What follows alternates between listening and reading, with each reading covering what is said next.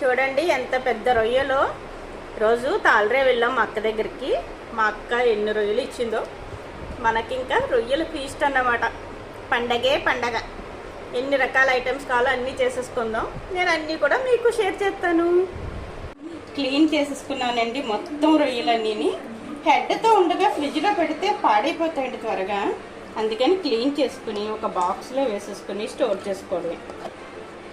చాలా రోజులు వాడుకోవచ్చు. ఓకేనండి. మీకు వీలైతే ఫ్రిడ్జ్లో ప్లేస్ ఉందనుకోండి, 2-3 బాక్సుల్లో విడివిడిగా పెట్టుకున్నారనుకో ఎప్పుడప్పుడు తీసుకుని కూడా వాడుకోవచ్చు.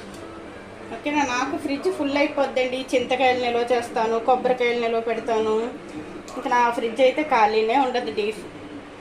చూడండి, మనం చేసుకున్న రొయ్యల్ని మా పాప పెద్ద రొయ్యలు అంటే అస్సలు ఇష్టపడ్డదు. చిన్న చిన్న ముక్కలుగా కట్ చేసుకుని తన కోసం స్పెషల్గా ఫ్రై చేశాను.